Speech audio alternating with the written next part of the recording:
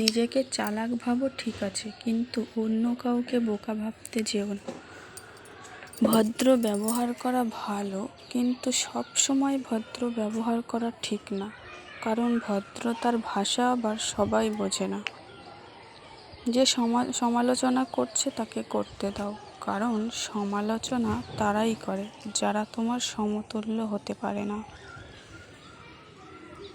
মানুষ প্রশ্রয় দিলে মাথায় ওঠে, সমাদর করলে খোশামদ ভাবে, সৎ উপদেশ দিলে ঘুরে বসে, উপকার করলে অস্বীকার করে, দুঃখের কথায় সুযোগ খোঁজে, ভালোবাসলে আঘাত করে, স্বার্থ ফুরালে কেটে পড়ে।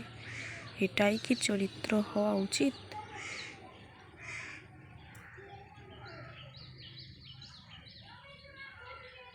বন্ধুরা, তোমাদের যদি ভিডিওটা ভালো লাগে তাহলে একটা কমেন্ট করে দিও, আর একটা লাইক করে দিও, আর ভিডিওটি শেয়ার করে দিও। দীঘার সমুদ্র কেমন লাগছে সেটা জানিয়ে দিও। আসসালামু আলাইকুম বন্ধুরা।